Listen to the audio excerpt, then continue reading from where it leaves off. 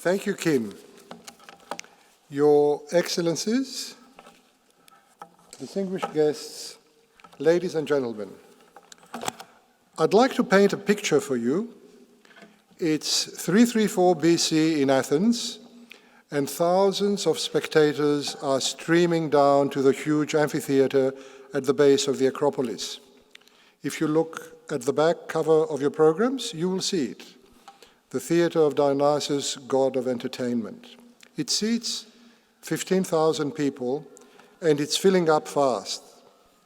In fact, practically the whole town is there. And for the next week, the administration of the city will come to a complete standstill. They've come to boo, cheer, laugh, and cry at some of the finest drama that's ever been written. They're not too bashful, this crowd. Everyone has an opinion, and everyone certainly expresses it. Democracy is what these people are all about.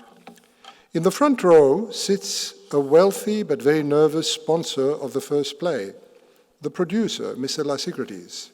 He's paid for the costs of the chorus, and he's even had a hand in directing himself. You are sitting halfway up, in between a rich merchant and a local shoemaker. No one has paid to get in. The city has even paid the shoemaker and other poor citizens to attend. You grab one of the snacks the city has also provided. The noise is incredible until the play starts. Well, at the end of that week in 334 BC, the winner, by public acclaim, was indeed Mr. Lysicrates. The play with his chorus has been lost, but something, of course, has remained. Mr. Lysicrates, elated at the high prestige of his win, and maybe wishing to boast a little, commissioned a lovely monument to celebrate it. That monument still stands in Athens today. In marble, it captures the thrill of the drama competition, the contest of ideas, the exploration of human dilemmas, the passionate involvement of the citizens, and the love of beauty that were all characteristic of the society of the time. Over the centuries, just like the society and what it stood for, the monument fell into neglect and disrepair. It had to wait for the 18th century to be rediscovered. In the 1750s, two young Englishmen visiting Athens on the Grand Tour made detailed drawings of the whole structure, including the frieze at the top. You will see in your program one of their sketches, the one of the youthful Dionysus. The reason these two young Englishmen were interested in the monument in the first place was that in the 18th century, the ideas of the ancient Greeks were being revived, especially in England. We still live with them today. Democracy, the rule of law, the contest of ideas, the love of beauty and harmony, especially in architecture and sculpture, a fascination with philosophy, science and oratory, an exploration of the complexities of human behavior, the belief that everyone could understand and have a legitimate opinion on politics and art. All of these were ancient Athenian concepts that began to influence education and politics 2,000 years later. They took root. And wherever the English settled all over the world, America, for instance, and the new land in the southern hemisphere, those beautiful, civilizing, Greek-inspired ideas went with them. Not a million miles from where we are sitting now, in College Street and in King Street, those Greek ideas found valiant expression in two new schools.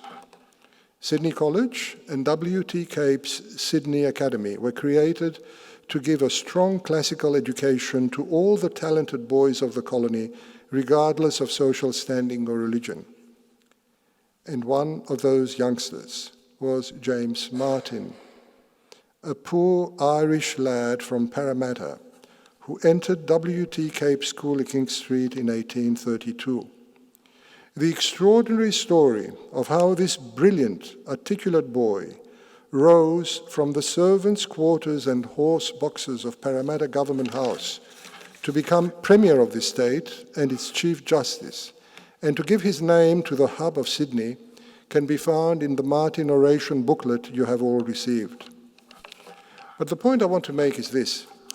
James Martin would never have been what he was if he hadn't been able to take advantage of the civilizing ideas out of ancient Athens that were prevailing and that he learned at school.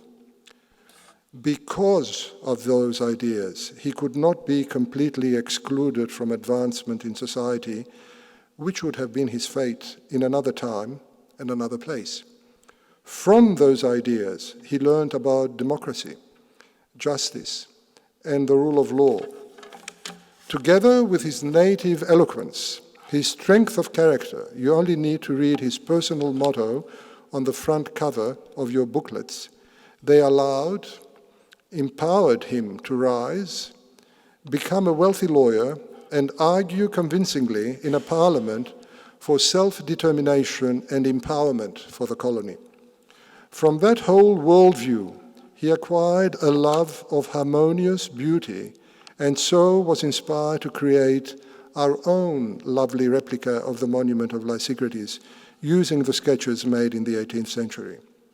In short, the culture that had emerged 2,000 years before on the other side of the world was the making of James Martin in this raw and remote new society.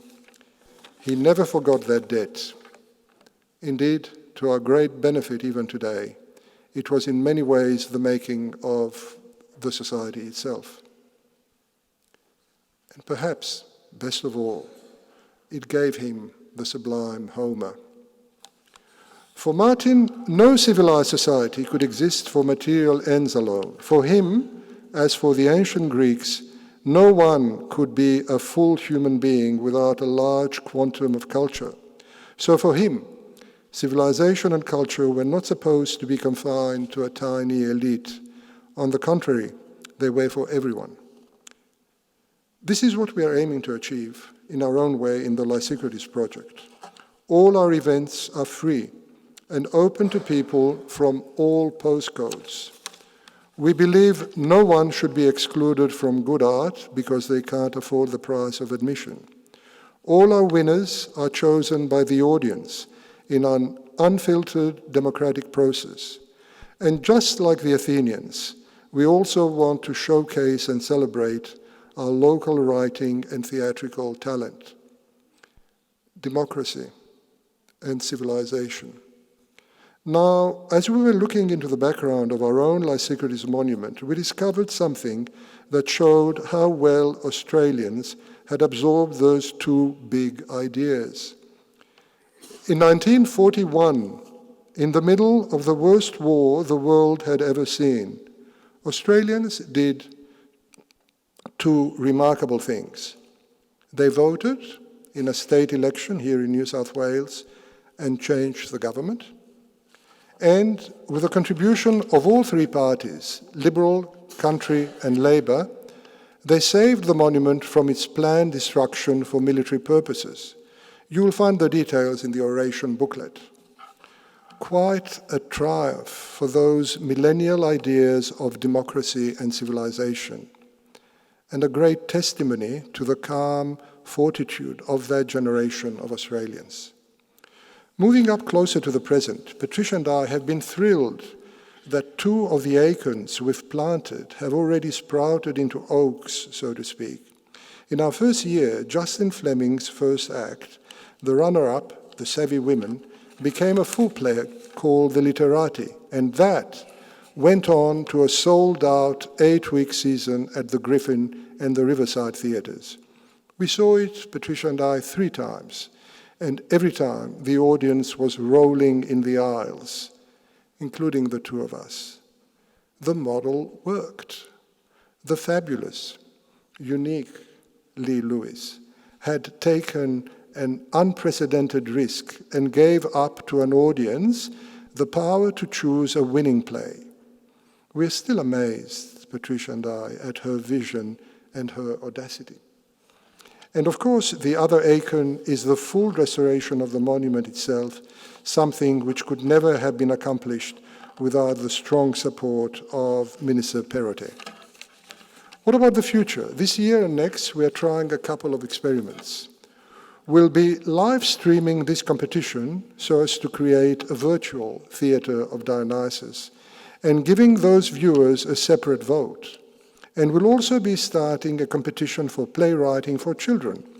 We're calling it the Lysicrates Martin competition and holding it in Western Sydney in the Riverside Theatre.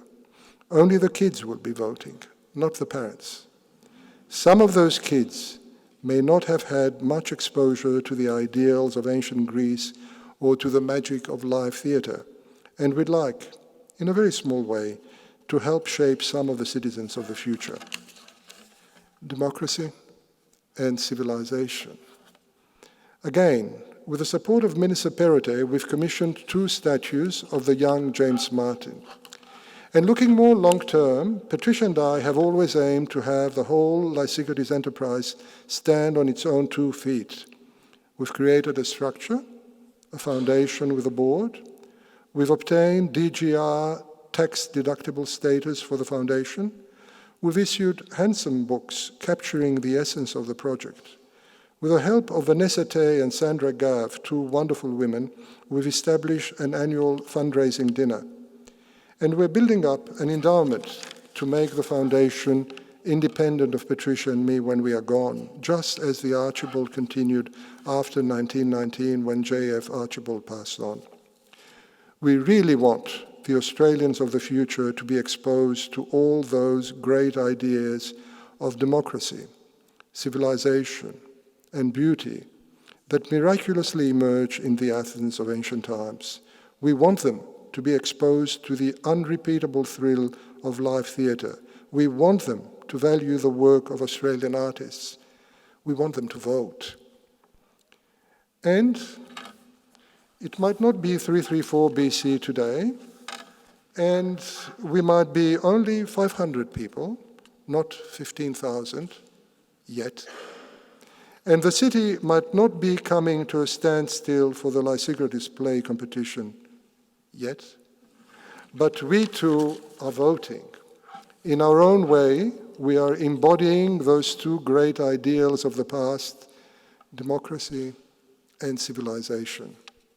In conclusion, I'd like to thank our great tripartisan board, our wonderful donors listed in your program, our sponsors, including Scoot Airlines, who are donating 2 return tickets to Athens to tonight's winner, so they can finish their play right near the original monument. And of course, they also get the $12,500 prize. To Minister Stokes and Jeff Seelig, who supported us at the outset. To Kim Ellis, Esmeralda Magrin, and all the amazing staff from the Royal Botanic Garden. To Joseph Murray from Trippers White, who have donated tonight's catering. And to all those from the Griffin Theatre, especially Will Harvey, and of course, Lee Lewis. It's been lots of fun, you democratic, civilized bunch. In the months to come, let's ramp it up. And now, the extraordinary, the visionary, the audacious Miss Lee Lewis. Thank you.